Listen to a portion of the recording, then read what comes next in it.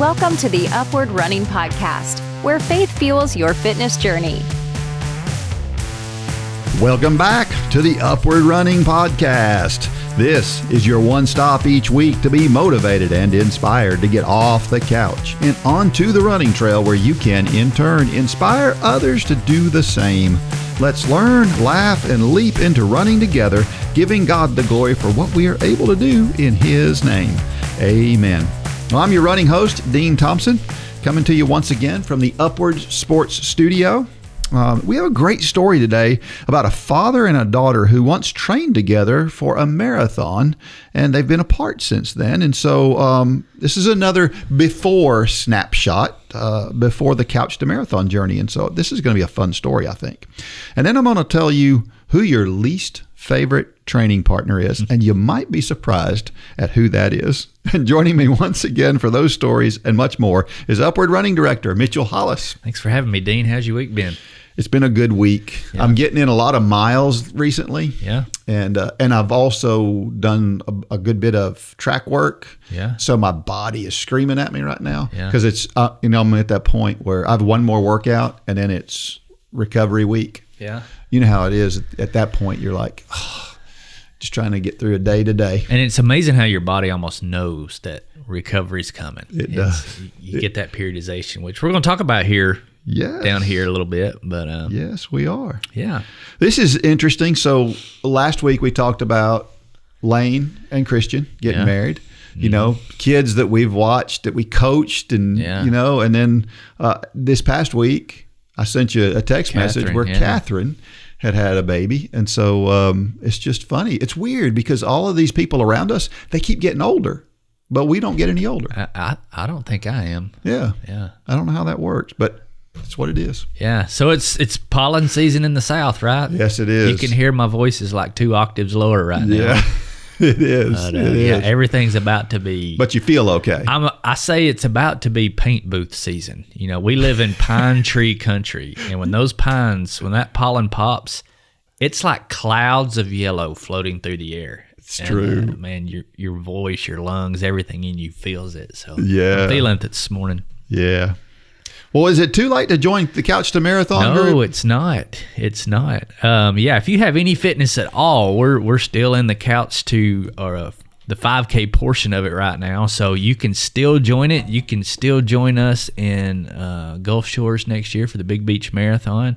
I actually had dinner with a couple last night. I'll describe it in just a little while. But yeah, it's not too late to join the app. We got some new updates coming in the app. So just know if you're in the app and you think, man, this thing is a little glitchy here and there, we've got big new updates coming frequently. And we've got another one coming. By this time this airs, it will be out. So it'll have a lot different look. One cool thing is we kind of built the bones of the app. And there's what I've learned about developers is there's 2 kinds of developers. It's kind of like the house building business. You know, there's framers and there's trim guys. Yeah. The framers are the ones that put the structure up. It's solid, and that's what there's framers in the app development world. And then there's the trim guys that come in and make it look nice. Yeah. And that's what's being done right now in the app is we've got some designers in there who are also coders, and I don't even know all the right terminology. Yeah.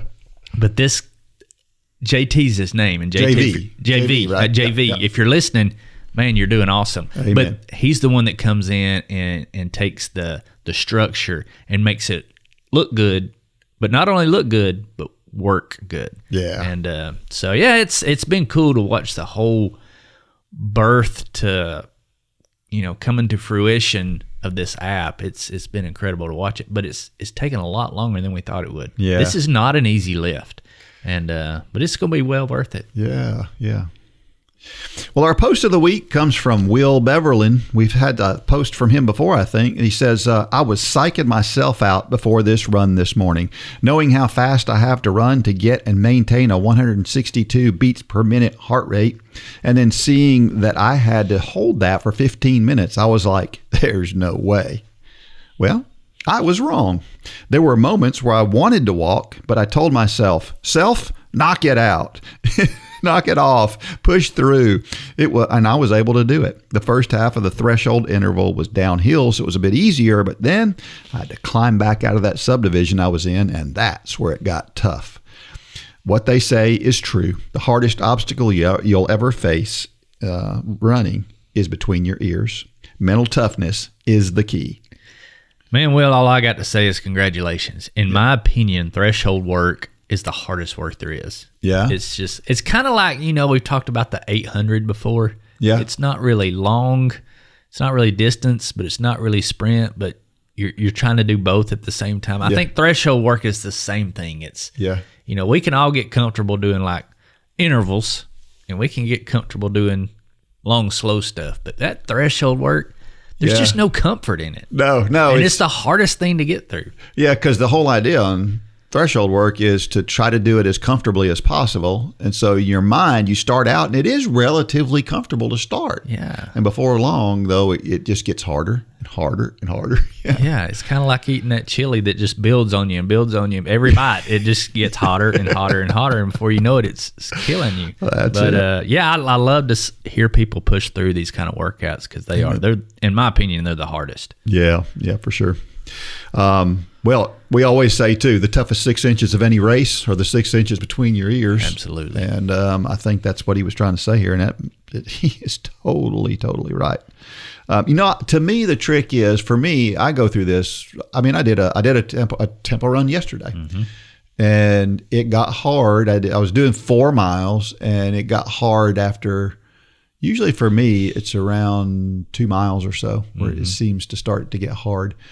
And it started getting harder. And just like you said, it got harder and harder. And the thing that saved me yesterday, of course, was I had some new shoes on. So that makes everything better. That's right. That's right. Yeah.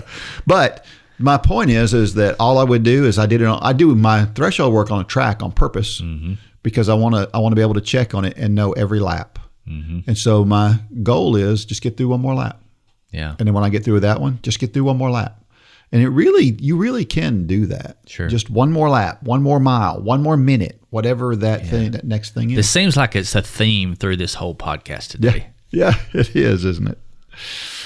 Well, our run of the week comes from, and it comes off of Strava from Haley Sharp. Of course, this was on March 17th, St. Patty's Day. And she lives in Salem, Virginia. She said, windy Patty Day run. After a week of sickness for the whole fam and an out-of-town dance trip, I'm feeling so out of shape. A lot to catch up on in the next month. I'm glad Haley put this post out there because I was just discussing this last night with a lady, and it's the whole idea that something can happen. This particular lady, it was a family situation, and she missed a week. And she thought, it's ruined. It's over. And, I did some quick looking this morning, and you get varying degrees of, what is actually true here. But you can miss workouts for up to 10 days with really very little, if any, fitness loss. Mm-hmm. And even going out to like 2 weeks, it can be as little as 5%. But in our minds, you talk about the 6 inches between your ears. Yep. You think, I've messed up. Yeah. I need to start over. I need to just quit or whatever it is. And everyone's a little bit different with this idea. But if you get tripped up for a week, don't worry about it. Yeah. Don't try to go catch up. That's right. Just get right back on track. We got a lot of people in the 5K challenge right now. And this is probably the most important conversation is to have with those people. Yep. To say, if you miss a week or you even miss 2 weeks, don't worry about it. Yes. Now, it is cumulative, so you can't miss 2 weeks today, work out for a week, and then go miss 2 more weeks. That's going to start to catch up to you. But the point is, we're so hard on we need to give ourselves a little grace when we miss workouts or we miss getting in that walk or getting in that run. The best thing you can do is just act like it never happened. Mm-hmm.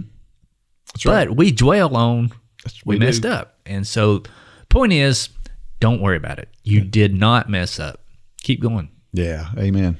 The thing I always like to say is after a week like that, You don't really lose fitness, but you lose a little sharpness. Yeah. You know, that getting out to run feels almost a little awkward after not doing it for a week. And so, but that comes back really quick. Yeah. So, and a lot of that is probably just stiffness, because if you miss your workouts, then chances are you're not stretching. You're not doing all the things along with it. And that's usually what you feel. It's not necessarily fitness. That's true. Our trivia question from last week: who was the winner of the first Olympic marathon in 1896? Have you heard the name Spiridon Lewis? I have not.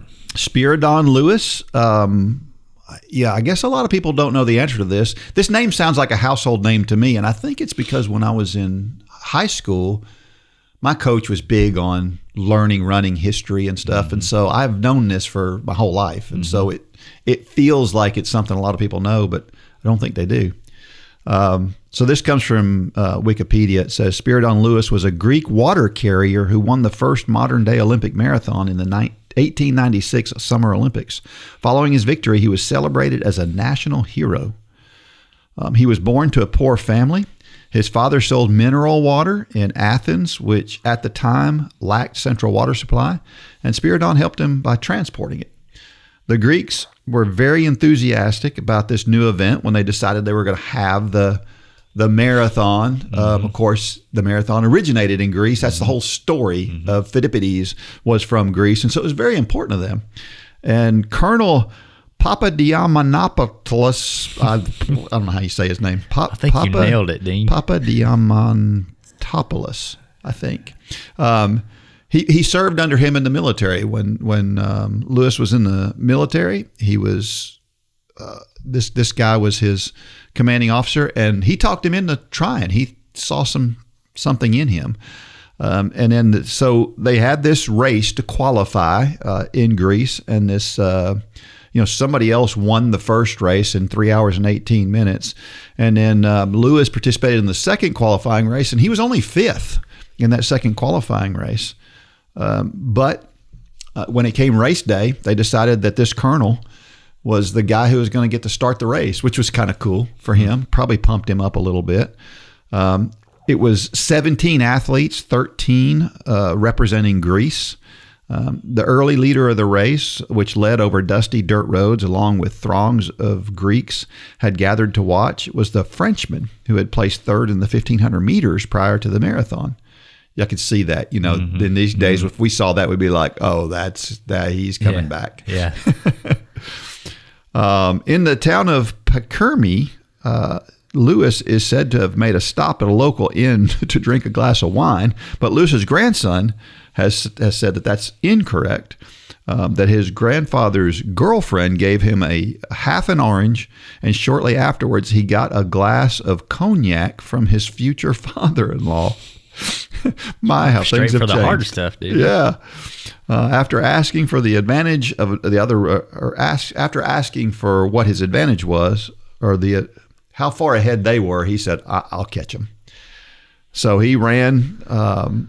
Lewis ran him down. Eventually, when he got into the stadium, the Crown Prince and Prince George of Greece actually ran with him on that final lap around the track. He ran it in 2 hours, 58 minutes, and 50 seconds. Of course, this was less than 26.2 miles at that time. But big celebrations, and this is what they said about the celebrations. It says, "Here, the Olympionic victor was received with full honor. The king rose from his seat and congratulated him most warmly on his success. Some of the king's aides de camp and several members of the committee went so far as to kiss and embrace the victor, who finally was carried in triumph to the retiring room under the vaulted entrance. The scene witnessed then inside the stadion cannot be easily described. Even strangers were carried away by the general enthusiasm." So it was a big deal. And then adding to that, there were two more Greek runners came in second and third, which was pretty cool. But then they found out that this third place finisher, whose name was Spiridon, but his last name was Bolokis, was later found to have covered part of the course by carriage, and he was disqualified. So a Hungarian guy took third. After his victory, Lewis received gifts from many countrymen, including jewelry to a lifelong free shave at a barbershop. It's unknown whether he accepted these gifts, although he did take back home the carriage he had asked of the king. After the Olympics, Lewis ended his athletic career to become a farmer and a police officer. Wow. And then recently, the silver cup that was given to Spiridon Lewis, when he won, sold for $860,000 at Christie's in an auction in 2012. So I can imagine that would be a big thing to have. Yeah, for sure. Spiridon Lewis, first. Now we know. First guy. And it was the Greeks had won nothing up to that point in these Olympics, and this was I think this was on the last day, sort of like they do it today. Mm-hmm. And so the Greeks, they were, of course, in 1896 they were held in Athens, Greece, and they had won nothing. Yeah, and so they were really excited to have won this. I can imagine. Upward Sports equips churches to run self-sustaining sports ministries in their communities. Whether you're a sports fanatic or on staff at a church, Upward Sports will give you all the tools you need to run a first-class sports ministry that allows you to reach families in your community. Upward Sports offers basketball, soccer, flag football, cheerleading, volleyball, baseball, and softball through league and camp offerings. At Upward Sports, we want to help your church make a difference and give you increased opportunities to share the gospel. Learn more today at upward.org. That's upward.org.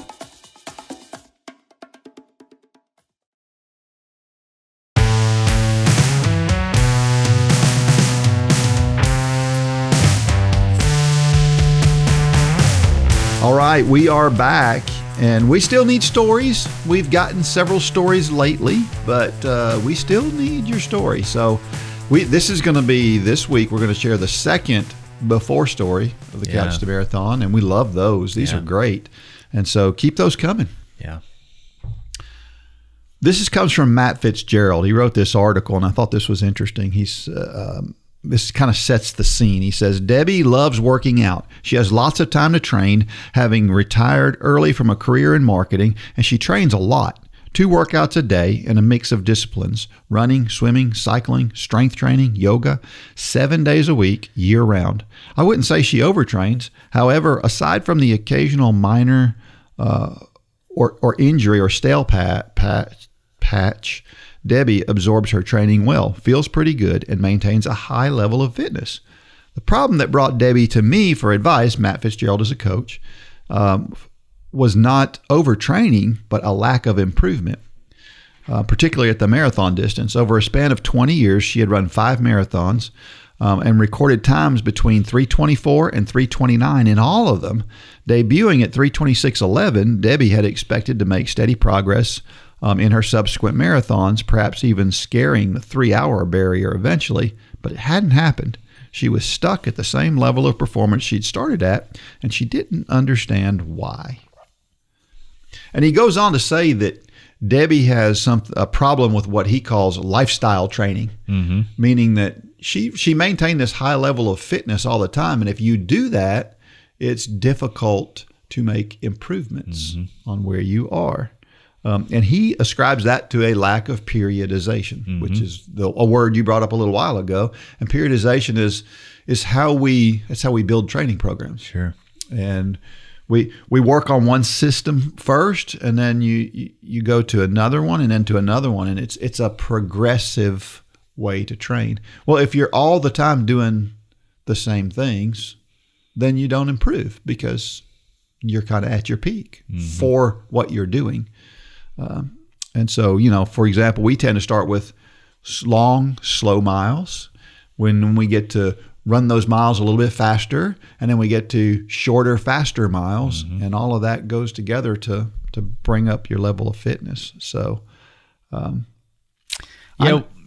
used to, I believe periodization is critical for any athlete, of any kind of athlete, from a macro perspective. And it's, even on the micro, you have to have fast days and you have to have slow days in a period. Also, the from a micro perspective, you must have variation in training. Yeah. We talk about, and I just had this conversation with actually my daughter-in-law now's brother. He's gotten into running, and he's wanting to gotten back into running, Peyton, and he just talks about how he's going hard all the time. He's just not seeing any improvement. I said, well, you can't go hard all the time. Yeah. And I think you and I, we know this, and we've known it for so long. It's like so many things. We think everybody knows it. Yeah. But most people think that if you go hard all the time, you're going to get so much more fast. And I guess I've compared it in the past because we used to really drill this into those triathlon kids and their parents. Parents was a lot of times the biggest obstacle, was we're running slow right now. And there is a reason that we're running slow right now. You got to run slow before you can get fast. And sometimes parents would buck us on this, you know. Yeah. Even sending their kid to our workout with their own workout from times. But I liken it to a knife. When you build a knife, I built some knives when I was in high school. And you start with this big, thick piece of metal, which is the base. We talk about base, strength, speed, race prep. That's kind of the periodization I've always used, and you've kind of prescribed too. But you got to have that thick piece of steel before you can start to vary it down into where the edge starts. And where the edge starts is the strength of the knife, right? That's right. That's where all the strength comes from, is right at the edge.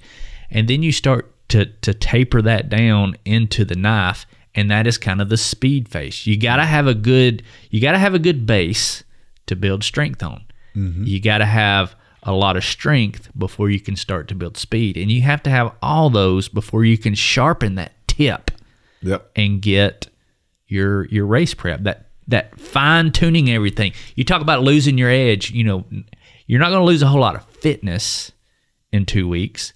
Just like you're not gonna really dull a knife very much by cutting a lot of vegetables, but you're going to lose that edge. Yeah. And that edge can only be formed when you have all the other things, and you have to go through that process throughout the year to get faster and to see improvements. Yeah. But most people don't. It seems so logical to me and you. Yeah. But I think for most people, and it's why we have to say it over and over. Yeah. I don't know how many people I've seen who maybe their goal is to break 30 minutes for a 5K. That's their goal. And, I ask them about what they do. And on a normal 3-mile run that they have at their house, they're running it in 31 or 32 minutes, which means they're running hard all the time. Yeah. And it's really clear what the problem is at that point. Yeah. Well, you always say, and it holds true, most people don't run slow enough on their slow days, and they don't run fast enough on their fast days. That's right. And when you stay right there in the middle, that's exactly what your times are going to do. They're going to stay right there in the middle. That's right. Yep. Good one. Well, the story this week is a Couch to Marathon story, but as with all of our stories, this is a very unique one. So check this story out. It comes from John Scheopner. I hope I'm saying his name right. I'm not sure, but John Scheopner, it's called Life is a Marathon. I have been running a long, long time. Kansas recognized cross country as a sport in the fall of 1969. I began running as a high school sophomore, and I have been running ever since. For many years, I never thought about running a marathon. I liked 10Ks. I ran a 10K race almost every weekend through the summer, or whenever I could find one close.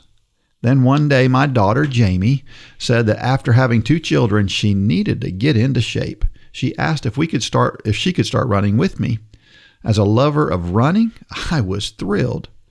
We ran together every Saturday and on our own throughout the week. One Saturday, Jamie said she wanted to run a marathon, and that began our quest for a marathon. And before we knew it, we towed the line. We ran it together the entire way. So we signed up for another one a year later. 4 weeks into our 16-week training plan, Jamie came to me and said she had good news and bad news. The bad news was she would not be running the marathon with me. The good news is I was going to be a papa again. She continued to run short runs with me and ride a bike on my long runs. The day of the marathon, she surprised me and was at mile 20. At 7 months pregnant, she ran and coached me the last 6.2 miles. To this day, that is my PR for a marathon. Fast forward to today. Jamie has moved out of state, and I went through a messy divorce. We don't connect with each other like we once did. I have run 8 marathons and 16 half marathons, but have not run a marathon since 2014. Every time I think I'm going to train for a marathon, something happens. Since 2014, I've had 2 shoulder surgeries, both because of 2 different accidents 2 years apart. I had a battle with kidney stones. I spent a year on chemo because of colon cancer. I've changed jobs. I've moved to a different city. I was in an auto accident that crushed a vertebrae in my lower back.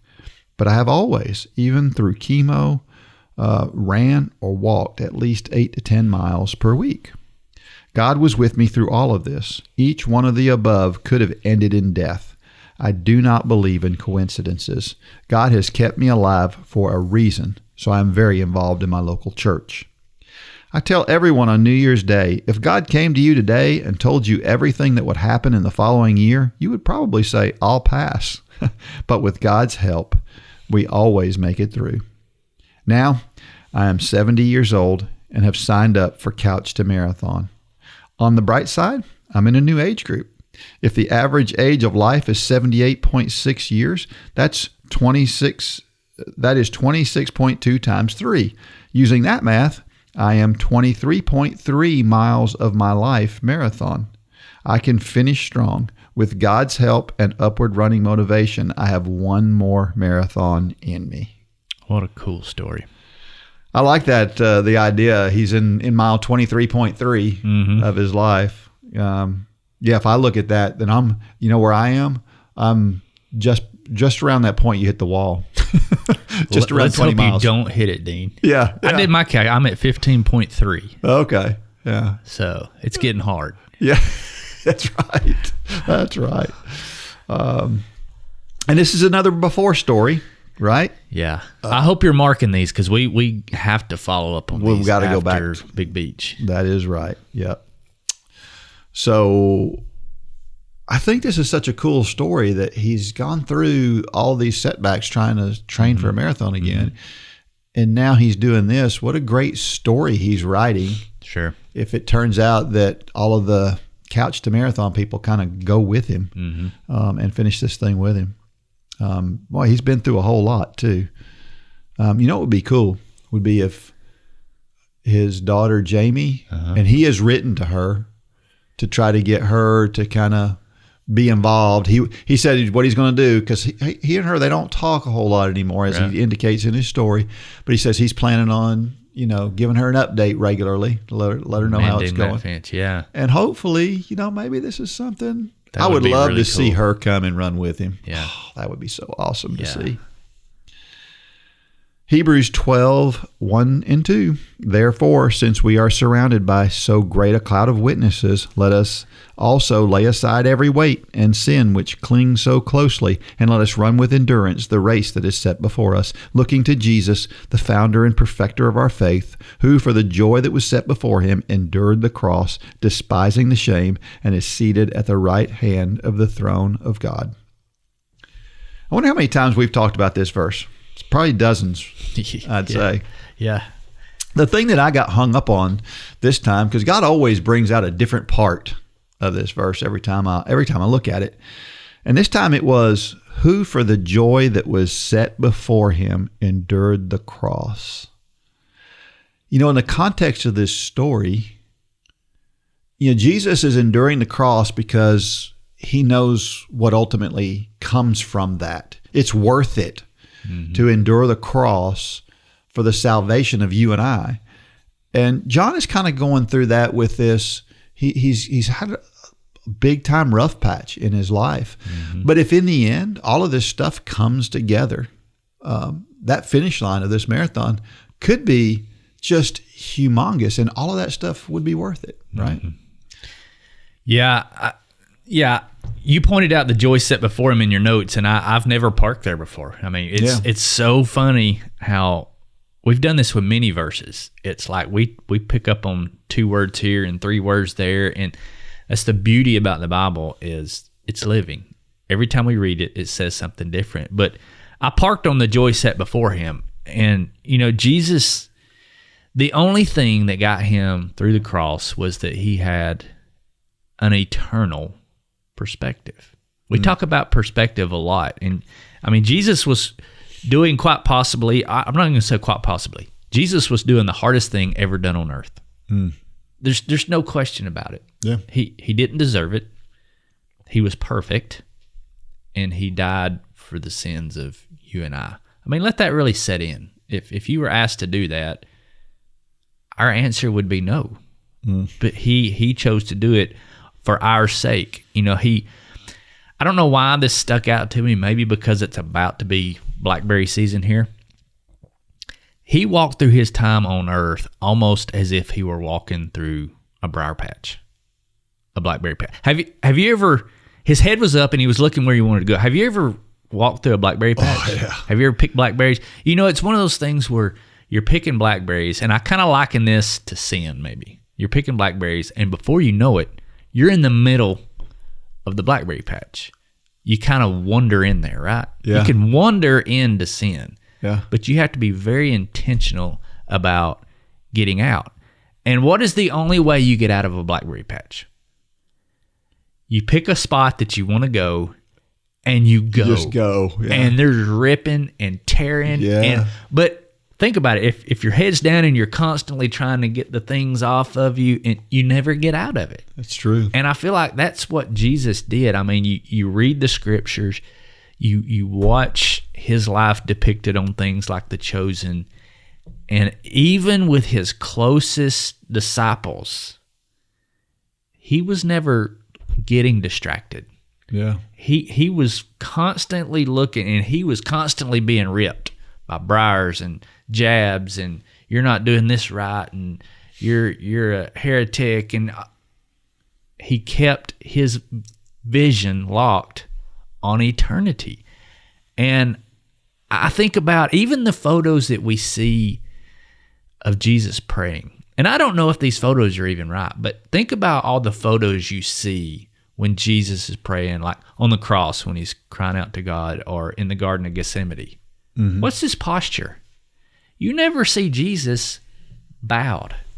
You always see him looking up. Yeah. I the picture that really stands out to me is in the Garden of Gethsemane. Yeah. He's looking up. His eyes are always focused. And I know why we bow our heads. It's a posture of submissiveness, and we should. But I don't know. I don't know why I thought about blackberries. That's interesting. When I saw this, I like the that analogy. we've got to keep our eyes fixed on where we're going, or we're going to get tangled up in the sin and the thorns of this life, and it'll slow us down to a stop. Yeah. Sometimes you got to rip the Band-Aid off rather than try to pull it off slow. And and if you've ever charged through a blackberry patch, you know exactly what I'm talking about. Yep. It hurts, but you get out. Yeah. And the whole idea of the joy, true that feeling of joy. And if you've ever been there, you understand what joy is. It's worth a pretty hefty price to gain that feeling. And that's. But the great thing about joy, you can have tremendous joy in some extreme sadness, but you can also have a lack of joy in extreme happiness. Joy is that void that we all have inside of us that we're trying to feel as non-believers. Yeah. And once you accept Christ as your personal Lord and Savior, that hole is filled. And it doesn't matter the circumstances around you, that void is full. Yeah, that's a good point. Romans 5:3-4. Not only that, but we rejoice in our sufferings, knowing that suffering produces endurance, and endurance produces character, and character produces hope. So this verse is one of our flagship verses, and I need to go back and look who said it, because I've said this a couple of times now, but I heard it here a while back, the idea that humans were made to suffer. Yeah. We were made to suffer. And I think about, I've been rucking, You know, I've been walking with weight on my back. I started with 10 pounds a few months ago, and then I went to 20, then to 35, and right now I'm at 45, and I got another 20-pound plate right here behind me to add to it. Oh. But you know what's great about that? Is now when I put a set of golf clubs on my back, or I put my blower, you know, I got a backpack blower that I blow my driveway with, it's like it's nothing. Yeah. You know, that has built that endurance, that ability to do hard things. That's made doing what used to be hard things a whole lot easier. Yeah. You know, Martin Luther King said to judge a man by the content of their character, not the color of their skin. I love that quote by Martin Luther King. But Martin Luther King's quote could have stopped with judge a man by the content of their character. And suffering produces the character, right? Yep. But what is character? What is our character? It's scars. Character is produced by scars. I've got all these analogies this morning, Dean, but think about a beautiful piece of wood. You do woodworking. I work with wood. Landon does woodworking. Think about the most beautiful pieces of wood you've ever seen. What is it that's making them beautiful? It's their scars. It's those knots and twists and the grain of the wood that, I mean, if you just take a general piece of pine wood where everything's straight, it's not really beautiful. Yeah. What makes wood beautiful is the character. Yeah. But what creates the characteristics of a beautiful piece of wood? It's the scars. Yeah. It's you can look at a beautiful piece of wood and you can see where that thing may have been cut before, nicked in the past. You can see years of drought. Yeah. When looking at the grain of wood. You can see flood. You can see where a fence used to be or where a nail used to be. And I don't know. That's why I love this verse. You know, my dad always used to say, never trust a man that doesn't have scars. And because scars is what builds character. So I don't know. Went down a little rabbit hole. But in the end, we're made to suffer. We're made to do hard things.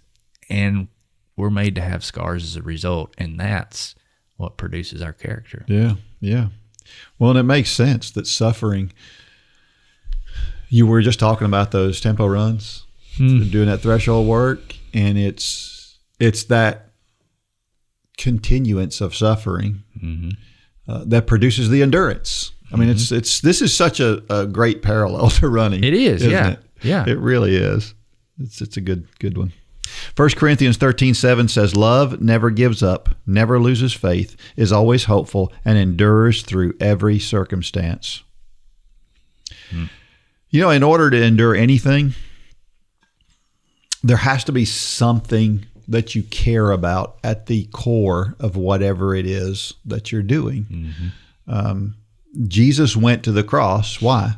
Well, because he loved us and he wanted to save us. That was his thing. That we endure the training of, whether it's the couch to marathon or whatever training you're doing, you endure it because there's something at the end that you love, that you care about, that you want to do this thing for. And it can be very very small things, but at the heart of any suffering, there has to be a love of something. And I see this story, and I can feel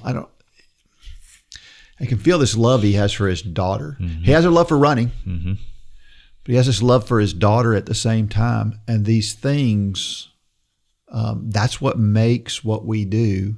We have to have something we care about. It's the why that we talk about is so important. And for so many people don't really care about anything. And that's a sad thing when that happens. Or they don't care. They let that why slip away. Yeah. That's why we always say, put it on your mirror, in your bathroom, on a big piece of paper.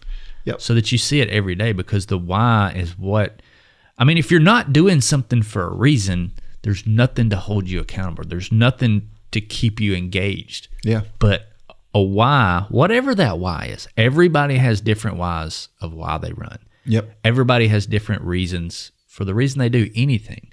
But the moment that goes away, the thing you're doing is going to closely follow. And that applies to our spiritual life too, right? Sure. I mean, we have to have that desire to have that relationship with God in order for us to do. There's some things about being a Christian is hard. Yeah, a lot. Yeah, yeah. And it has to be worth it. Yeah. And yeah, that's an important thing to not lose sight of. Your why has got to be big. And it's why you have to spend time reading the Bible and Right. praying and building that relationship. Question, why has God let me live? You know, I put down so others can see my scars. What we were just talking about, I mentioned that I had dinner last night with a couple who were discussing with them. I'll tell you the names later, but you know who they are. They're great influencers. They're kind of a local couple that, they love the Lord, and he's very talented with video and journaling and, the vlogs and all that stuff. And so Holly and I had dinner with them last night and talked about the idea of them going through the Couch to Marathon and documenting their journey weekly through a video and putting it out there. But one thing that I talked about with them is I want to see some of the highs, but I want to see the lows. Yeah. Not only me, but everybody else going through this journey, which is hard. We're such an Instagram society now. We're such a, let's take the highlights and the feel good. And that is depressing, really, when you get to thinking about it. It's so opposite what you think it would be, right? Yeah. It's, if you just see all that and you compare it and contrast it with your own life, that's pretty depressing. But that's not reality. And what I want to do through this series with this couple is I want to see the lows. I talk about frequently, and I told her last night, I'll never forget the moment Gay Coker in that very first Run for God class, running up Heartbreak Hill at Edwards Park, said, "I hate you, Mitchell Hollis." Yeah. That visceral emotion that this is hard. Yeah. Other people need to see that, because we've never put rose-colored glasses on and said, "Oh, this is easy."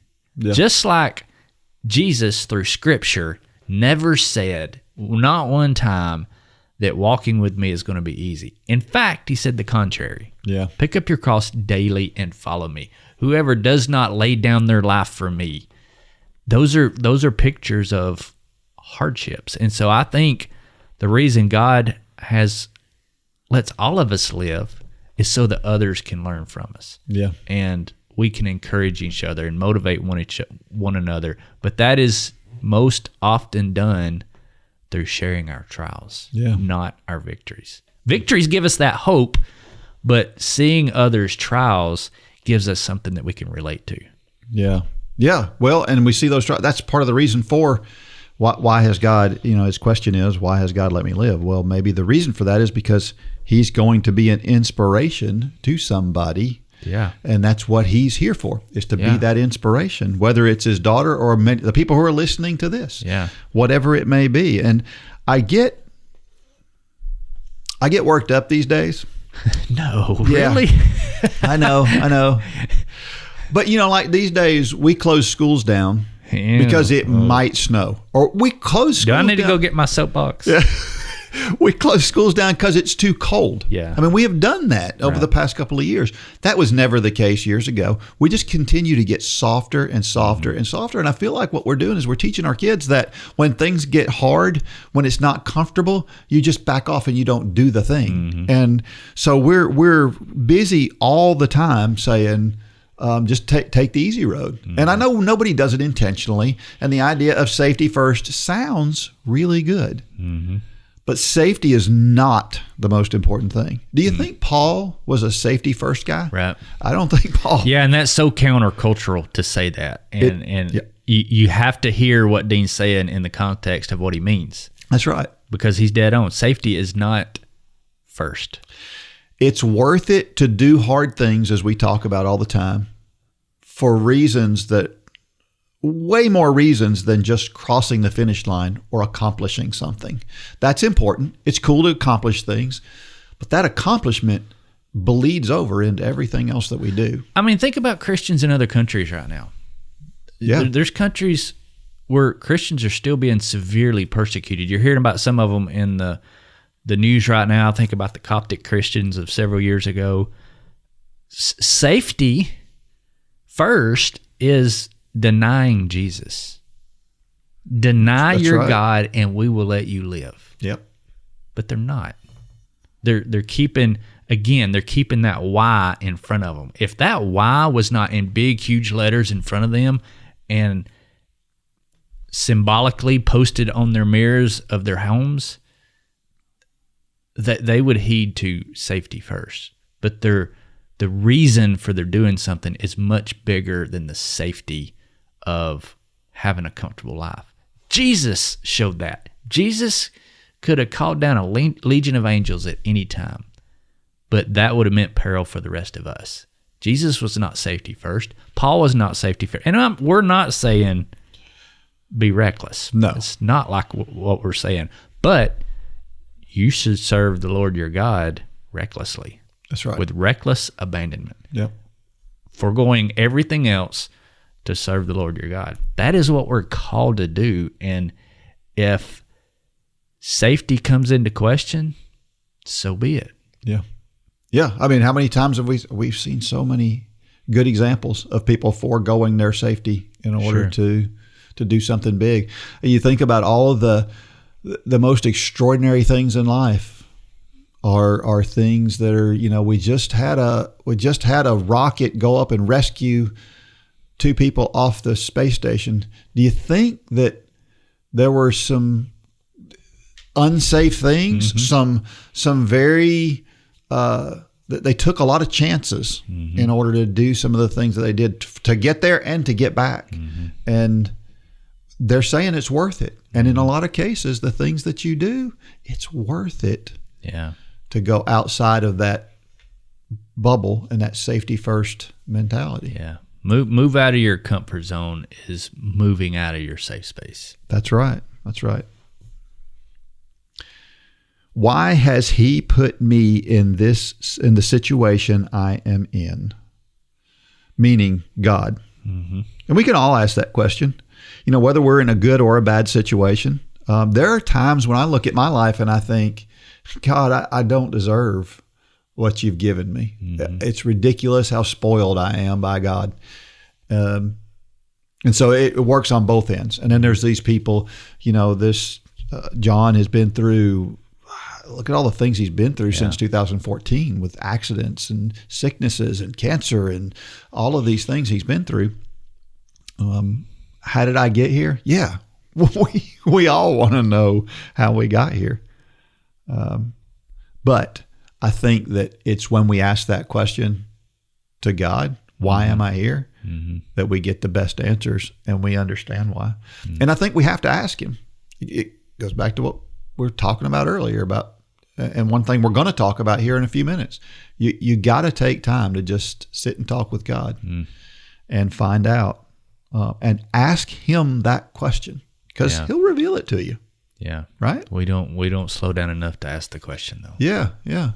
This reminds me of the you've seen the cartoon where Jesus has this big teddy bear behind his back. Yeah, yeah. And he's asking this little girl to give up her little teddy bear. Right. And he's got something better for her, but she doesn't want to give up. She's trying to decide whether I want to give up what I've got. And sometimes we're in that position and he wants to give us something big. We need to ask him what it is. Sure. When we get tired, how do we find strength for one more marathon? Focus on what's ahead. Yeah. Find the why and focus on it. That is so important. We just keep saying it over and over, but you have to have your why, number one, and then you got to have it prominently posted in your life. Yeah. We say literally on your bathroom mirror, but you've got to do something to keep it in the forefront of your mind. When you're getting out of that blackberry patch, you've got to have the barn or that tree or whatever it is you're looking at Otherwise, you're going to be tangled up and you're going to be trying to get the briars off of you when you need to walk straight through. Is it going to hurt? Yes. Is it going to tear your clothes? Yes. Is it going to rip your skin in some places? Yes. But it's worth it. That's right. To get to that barn and to get out of those briars. Yeah. And sometimes we just got to rip through it. Yep. And that commitment to whatever it is, whether it's physical, what keeps me going, sometimes my body is really, I just mentioned, my body's really tired right now. But the commitment that I have to the goals I have down the road it's going to overcome that tiredness and that worn out feeling I've got. Mm-hmm. Spiritually, it works the same way. If we've got a commitment to being who God wants us to be, that will overcome all of the things that bear down on you that make it really hard to keep yourself going. Mm-hmm. And we need to keep that and that it going. Does get easier over time. And I want to preface this by saying it doesn't get easier in the moment, but it's why wisdom is so valuable. If the first time I ever went into a briar patch, I'm just going to stay on the briar theme. The first time I ever went into a briar patch, I was probably a young kid picking blackberries with my grandma. And I got in there and I was like, what do? I can't see out. I can't, I'm tangled up. But I got out. And so the next time I got in the briar patch, those thorns hurt just as much. But I could think back to the last time I was in that briar patch, and I was like, oh, I need to find something to focus on and charge toward it. And then the next time I do it, the briars hurt just as bad, but it's a little easier to get out. And that's why it is so important to look back sometimes. Yeah. Look back at what God brought you through the last time to give you the confidence to march toward what He's got for you now. Yeah. It's a good point. And listen, for John's 70 years old. A lot of people, as they get older, a lot of people want to not. God still has a plan for you. I don't care how old you are. I don't care what your position in life is. God has a plan for your life. And is it a really tough physical thing? Maybe not. But it may be a tough mental thing instead. Whatever it is, God has a plan for all of us. And we just have to do, like you said, fix our eyes where it needs to be and go and get through the briar patch. And the characteristics of John's life is beautiful. That's right. It's beautiful. That's right. It can be terribly hard to stay on track as a runner or a walker. The world also makes it difficult to stay on track spiritually too. For pennies a day, Upward Running can make both of these journeys more fun and much easier. Join Upward Running today and get access to training plans, videos, and the best group of active Christians you will find anywhere. Go to upwardrunning.com and sign up today.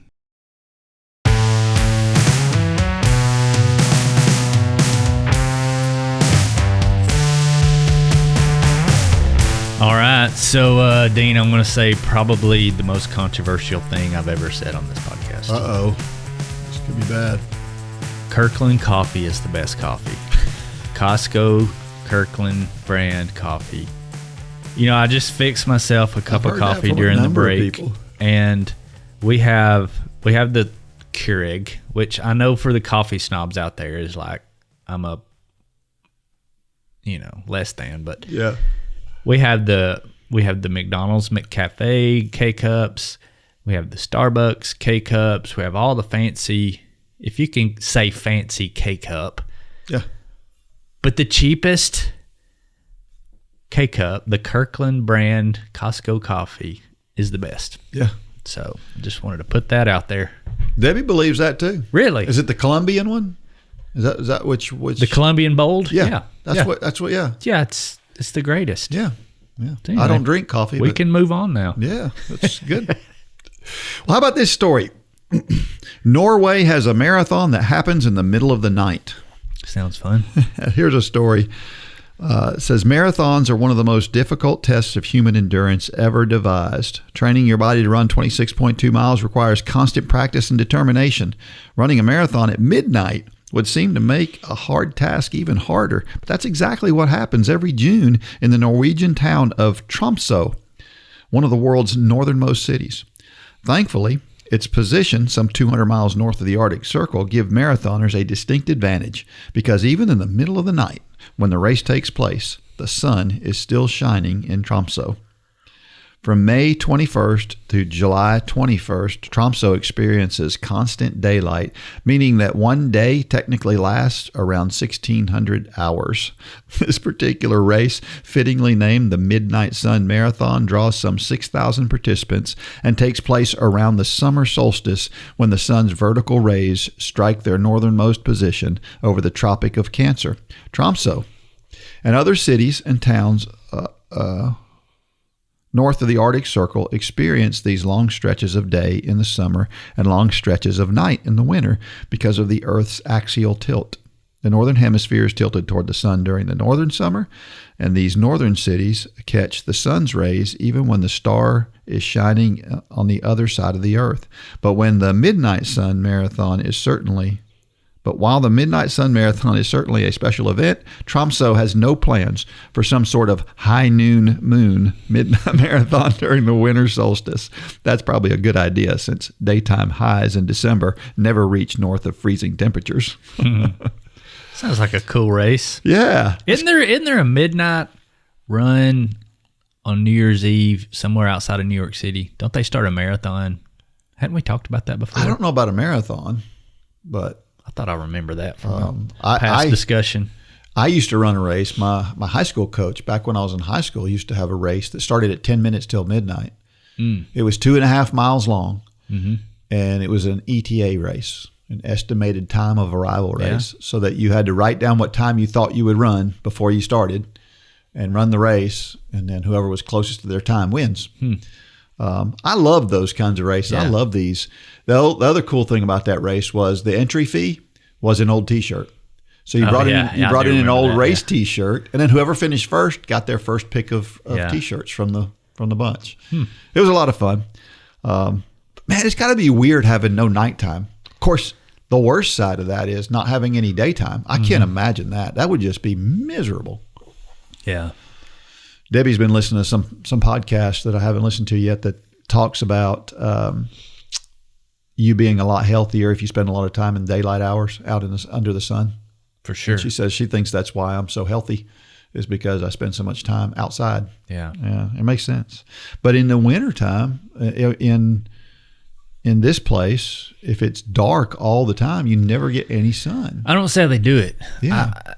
Yeah. I mean, I was getting my hair cut yesterday, and I got out of my truck. You know, yesterday was just beautiful, and temperatures were just perfect. And I was just standing outside the barbershop. I think I was sending somebody a text, and my barber came out, and we stood out there for literally 15 minutes just because it just feels, it does something to your spirit. Yeah, it does, for sure. I don't see how people do it in areas where there's zero sun, like those northern parts of Alaska during the winter. Yeah. Never gets daylight. Well, I like these novelty races. I still haven't done the Krispy Kreme race, but I'd like to do that. I used to do a milkshake run. That's when we would have a recovery week and we just wanted to take it easy. I would get the college girls. We would meet. We would run like 2 miles to a place to have a milkshake, and we'd run a mile back to where we were, and that would be our day. I'd buy everybody a milkshake, and that's it was fun. You know, that's how our local big group ride here got started. Yeah, it's called the Milkshake Ride. Everybody would go ride, and then they would all head to the Burger Den to get milkshakes. That's probably what put the idea in my head to do that. It is, yeah. And maybe that's why I got on the ultra train last year, running ultra marathons, because it's always fun to do something a little bit different occasionally. So what's the most unusual race you've ever run? I guess the Blue Ridge Relay is still the most unique. It was a 208 mile. We did it with 6 people. And it's basically 30 hours of just torture. Yeah. Yeah. And I've said this before. It wasn't the 35 or 40 miles I ran, whatever it was. It wasn't that made it so hard. It was the not sleeping. Yeah. Because you got to get in a van with 5 other guys plus a driver. Well, the 5 other guys smell gnarly. And of course, you've got all the food. And you can only have a 15-passenger van. You can't get anything bigger. You can't have 2 vehicles. The only thing you can take on this course is a 15-passenger van. So you've got all your food. I mean, it's just disgusting by the end of it. Yeah, you know, and then you have somebody like Kevin Roberts on your team who just sweats. Yeah, boy. We would make him strip down outside the van and towel off before he got in the van. He sweats that much. Sorry for listening, Kevin. Well, if I could pick anything at all to do running, I would love to do the 7 marathons in 7 days on 7 continents. That would be. You're gonna need a fundraiser to do that. It's over $50,000 to just to enter the race, and of course for the plane tickets and all the stuff that goes with it. But man, if there's anybody out there who wants to sponsor somebody, you know, you're up for the challenge. I'm up for it. Yeah, I'm totally up for it. But what do you think would be the hardest part of that? I don't know. They start with the one in Antarctica first, so that you kind of knock that one out. So I don't think that one would be the toughest. Normally you would think that would be, just because it's going to be so cold and the weather's brutal sometimes. But I think the toughest one's going to be, you know, like number 4 or 5. It's kind of like that third lap on a mile. Yeah. You get to that last one, it's like, oh, I can get this. Yeah. And the last one's in Miami. So. Yeah. But, you know, I think Ryan Hall did it, and he talks about, I think the one in the Miami, he said was the hardest. Yeah. And I guess it's just a cumulative of not only the miles, because I think the miles are one thing. Yeah. But it's kind of like the Blue Ridge Relay. You know, it wasn't the miles, but it was doing an effort and then getting in and everything tightening up. And then it almost, I've always said, if you were fit enough, it would almost be easier to run 208 miles at one time. Yeah. Rather than, because you get in and rigor mortis, and I mean, you just start tensing up. And I would say by that 7th marathon, when you start it, you're just your body's in knots. Not from the miles, but from the starting and stopping. Yeah, and because you got to travel. Yeah. You don't really, you can't just kind of move around. You got to travel. You're in a plane, which you don't recover as well in a plane. That's right. You know, at altitude. Yeah, you got that jet lag that everything comes with that. And But you're up for it, huh? I'm up for it. I'm totally up for it. Yes. Let's get to work on that. Yeah, I don't have a spare 50,000, but. All right, well, it's a time for Dean's Thoughts. That's a time when I share something I've written about the intersection between running and faith. Well, who is your least favorite training partner? I submit that it is someone you know very well. This one's called Our Least Favorite Training Partner. What if you were placed in a room for 15 minutes with plain white walls and nothing but a button that would shock anyone who presses it? You know the button will shock you if you push it. All you have to do is sit there for 15 minutes with your thoughts. Do you think you could do it without pushing that button? What would you do? When put to the test, 67% of men and 25% of women pushed the button, intentionally shocking themselves even though they were not asked to do so. Weird, huh? But what does it tell us? I happen to think this study has greater implications for why so many people don't like running and why so many runners struggle with motivation and pushing themselves out of their comfort zones. The fact is that our least favorite training partner is ourselves. We just don't like to be alone with ourselves. Today's world is full of distractions and things to check off the to-do list. We're always busy doing something. When we don't have anything to do, we will push a button that will inflict pain on ourselves just to keep busy. So many of us never spend any time with our thoughts and only our thoughts. Now you may be asking yourself, what's wrong with wanting to stay busy and get things done? And the answer is an emphatic absolutely nothing. But what would happen if you never took the time to just talk with your spouse or your children or your parents? The relationship would deteriorate. We have a deteriorating relationship with ourselves these days. But here's the good news. We have the antidote. Running and walking force us to be alone, at least physically, with ourselves. And so we will often fill our ears with podcasts, music, books, or anything that will add a third person to the training group. It's you, your mind, and the Ben Shapiro Show, or even Elevation Worship. We don't want to be alone with our mind because our mind, well, it has a mind of its own, and we don't like that. We are our least favorite training partner. When we don't take at least part of the time to evaluate our feelings and our mind while we're alone on a run, we're pushing the button to shock ourselves. We are finding ways to entertain ourselves because we don't want to be alone, despite the fact that running and or walking provide a great meeting space for our thoughts. So why do you think we don't want to go for a run with ourselves? I think it's because the evil one has filled our minds with reservations. He is the one who tells us that we need to stay busy all the time. He is the one who tells us things about ourselves that are not true. He is the one who makes us uncomfortable to go outside our comfort zone. And he doesn't want us to be alone with our thoughts because he knows that there's a great possibility that we will hear God during those quiet times. It is when we get quiet and alone that we hear from God, and Satan does not want that. So here's what I propose. If you're one of those people who never get alone with your thoughts, on your next run or walk, turn off the inputs for 10 minutes. Spend 10 minutes just trying to hear what God has to say. If you're in the middle of something tough in your life, ask God what he wants you to know about that situation and what he wants you to do. He will answer you. Listen, I get it. I like to listen to things when I run too, but there is value in turning it off sometimes. And if you don't want to do it while you're running, maybe try it some other time. Set a timer on your phone for 10 minutes and just sit with your eyes closed, listening for God. You may be surprised by not only the fact that God will speak to you, but that he will give you very specific instructions sometimes if we will only take the time to listen.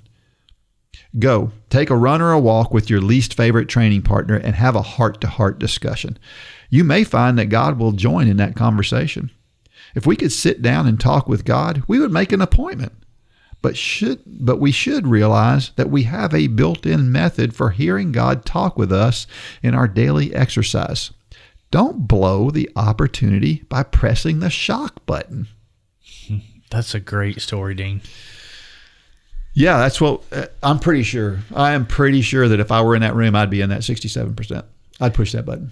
Yeah, and you know what that survey tells me? What's that? It tells me the reason that car insurance is less for women than it is for men. It does, doesn't it? It does. Because only 25% of the women did it. 67% of the men did it. Yeah. Which tells you everything you need to know about how reckless we are. For sure, for sure. But here's the thing. This is what an interesting aside on this particular study is that there was one guy who pushed the button 190 times. So I can see it, though. I can see it. Yeah. It's crazy. I mean, the crazy thing is we've been talking about this for a long time. Yeah. There's been a lot of books written recently about it. I'm thinking about the Comfort Crisis and Do Hard Things, which I think Do Hard Things, if I'm not mistaken, was Matt Fitzgerald, who you referenced above. Yeah. But it's the idea that we've lost the art of being bored. In our culture, we've lost the art of being bored. And boredom, there's so many things that come from boredom. Boredom is, first and foremost, it's when you can connect with God. You're clearing all the inputs, just like you just said, and you can clearly hear from God. But boredom is also where innovation comes from. That's true. We don't wonder anymore. I just listened to a podcast recently, the Mike Rowe podcast. I like listening to his podcast. And he had a guy on, and he was talking about, what all comes as a result of being bored and wondering. We don't wonder anymore, right? Yeah. When you say, hey, I wonder how many screws it takes to put that light switch in. What do?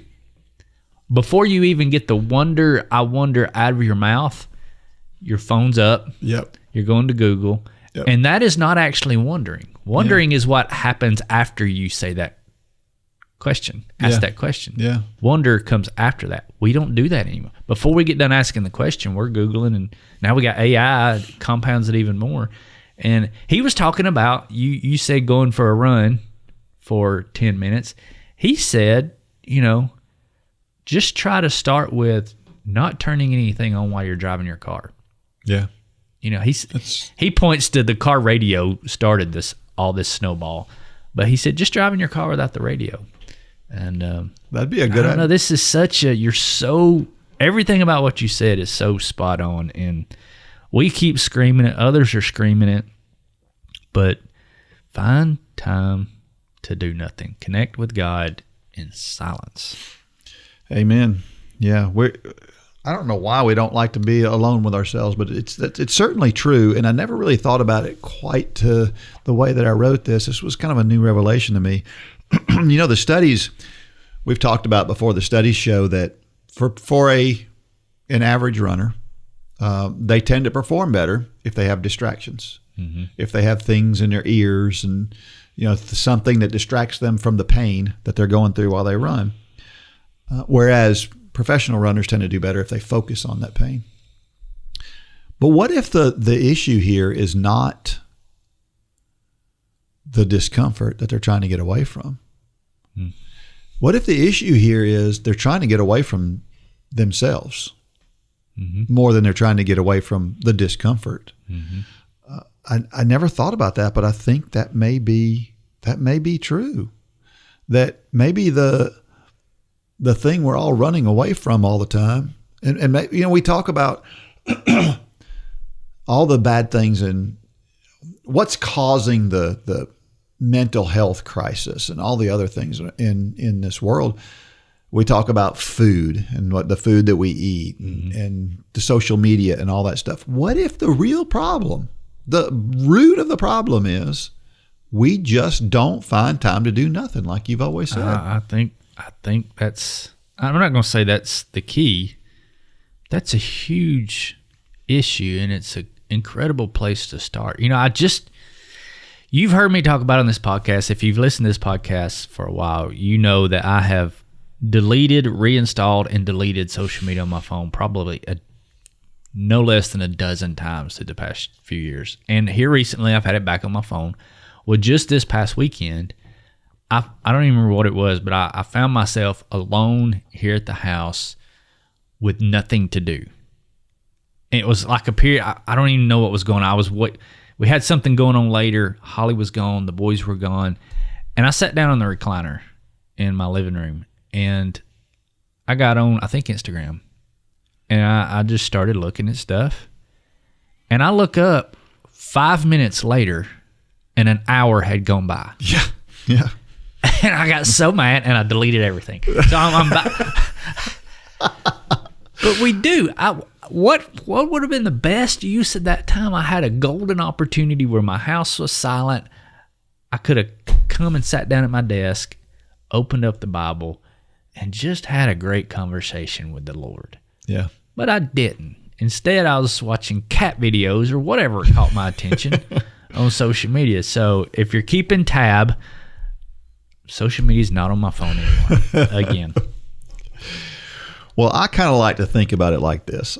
I think that God, it's like a radio station. God is broadcasting to us on a frequency only we can hear, and he's doing that all the time. Yeah. But the only time we hear him is if we'll tune into him. And in order to tune into him, we've got to put everything else away. And I think that's, if we never hear from God, it's our fault. We're not taking the time to hear him. Because he never gets loud, right? His voice is described as a still small voice. It's kind of like, when you just hear, recently I thought I had a leak in my house. And every once in a while I would hear that sounded like water running. Well, what would I do? I didn't just keep talking. I'd be like, shh, be quiet, be quiet. Because something's trying to tell me something. And that's the way God is sometimes. Yeah. He doesn't, sometimes he'll blow the pipe, Yeah. Sometimes he will get like that, but most often it's, you hear a trickle. You hear God's saying something, and you need to quieten everything else. But what do? No, we go turn the volume up on everything else because we don't want, our flesh says, I don't want to hear what God has to say to me right now. Yeah. But we know in our heart that's what we need to hear. That's true. There is no better way to start the day than in the Word. Our Bible in a Year Challenge is a great way to start the day in the Word as I read through the entire Bible in 365 episodes. I also share helpful tips each day along with encouraging quotes. Choose the self-paced challenge so that you can go at your pace. You must be an Upward Running member for access to this exciting challenge. So if you're not a member, sign up today and get started. If you are a member, it is just a click away to get started today.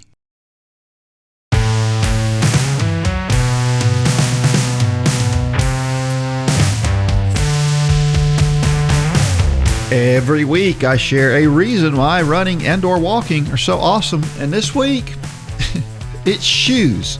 You know, I just bought a new pair of racing shoes. I showed them to you. I was so proud of them. I showed them to you before we got started here. Those Saucony Endorphin Elites. Man, oh man. God, I feel like running on clouds. It is unbelievable. I remember when the first time I bought, this is kind of the evolution of shoes for me, is I bought that first pair of Endorphin Pros. And I ran that state record 5K I ran in those. And I remember thinking, these are incredible. I've never felt anything like this. And then I got a pair of the Endorphin Elites, I don't know, a couple of years ago. And I thought, man, I can't believe I thought those felt so good. Look how these feel. And the newest pair is like the same way. It's like, I can't believe how much better they get. And that's something that we have in running that I don't know if you have. I mean, you do in some ways. Like if you get a new golf club, I mean, new golf clubs are cool. Yeah. But it's really cool thing about running is, and some people are not shoe people and they don't care, and that's fine. But for me, it's pretty exciting and I love it. Yeah. I mean, we talk about this all the time with world records and, you know, can it ever get better? Can shoes, I mean, you hold up those Endorphin Elites that you just bought. Right now, you're having to go get it. You're going to show everybody on camera. So you're holding that shoe up, and you're thinking right now, how can it ever get better than this? I know. That's just exactly like you did with the last pair. Exactly. And it keeps getting better, and we're going to keep getting faster. And yeah, it's crazy. Where is the ending point is the age-old question. I don't know that there is one. Yeah. I don't know either. I mean, I'm sure in the 1920s or 1900 when they came out with the great, you know, extra smooth concrete cylinder track, that how can it ever get better than this? That's true. We wouldn't let our dog run on that track nowadays. But at the time it was the best of the best, and it's just not going to get any better. But it does make you sit and go, you know, where are we going to be in 100 years? You're right. I mean, is a 1:30 marathon out of the question? Who knows? Who knows? I mean, we say right now there's no way. But 100 years ago, a 2:10, people were saying there's just no way. Yeah, it's true. It's true. Well, last week we talked about this 15-year-old Kiwi, Sam Ruth. You know, he was going after Jakob Ingebrigtsen's youngest person to ever run a sub 4-minute mile. Well, he did it. Yeah. He ran 3:58. And he was paced by an Olympian, Sam Tanner, who's another really good New Zealand guy. And it was great to watch because Sam ran right in front of him the whole way and pulled him along. And coming down around the last curve and into the straightaway, Sam is turning around. You remember when Lane paced me to that sub 5-minute mile, and he was like kind of turning around and just trying to encourage me the whole way? That's what Sam was doing here on this, and it was really fun to watch. So there was also a third guy who ran under 4 minutes. I mean, this is the New Zealand. New Zealand has half the population of the state of Georgia. It's about the size of Colorado land-wise, and they have had some unbelievable runners have come from there. Peter Snell was. Some people would argue he's the greatest runner ever. That's how good he was. Arthur Lydiard was his coach, who is what some people would consider the greatest coach ever to have coached running. John Walker was a huge thing back in the 70s. They've got guys today, and now you got this kid coming up. I don't know what the deal is, but New Zealand, it's like an outsized impact on running. So we talk about all the things.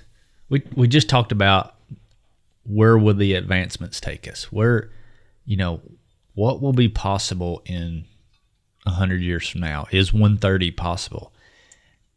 And I think it's always the things that we're not thinking about now. Yeah. That aren't even there now, that we're not even. Do you think that AI will play a role in us getting faster as humans going forward? Because it's definitely disrupting every other sector of our world right now. Is AI, is it going to, like, for instance, is it going to analyze training plans and figure out, we've been doing it wrong? Yeah. I mean, because AI can literally take billions of data points and spit out a result in no time. Is that going to be one of the things?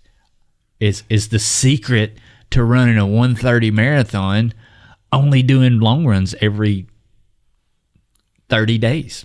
I don't know. It sounds crazy, but so does the stuff that we're doing now seem just as crazy to people 100 years ago. Yeah, that's where it's kind of fun to dream about. Are we going to wake up 30 years from now and look back and say, what? Are we going to listen to these podcasts 30 years from now and think, what were we even talking about? I don't know. That's a very interesting thought. Yeah. I like the idea, though. Because it can take, think about it. Nowadays, we have so many data points even when we run. So we got a watch that's telling us, tilt, shift, hip, flex, stride rate, length, how much we're twisting in the air, all these data points, and you take that and you couple it with training principles to get super custom training that may be completely different than what, I don't know. I've thought about that a few times. It's an interesting thought because right now we have to rely on our own, we have to analyze things ourselves and come to conclusions based on what we see. But AI has the ability to take so many more points and so much more information. Because it's going to do that with nutrition too, right? Sure. I mean, it's going to analyze what are the data points that have caused all these people to have heart attacks. Yeah. And I think it's for that reason it's going to make all these things drop down. It's just because it can see so much more at one time and analyze more proficiently than we could ever do. Yeah.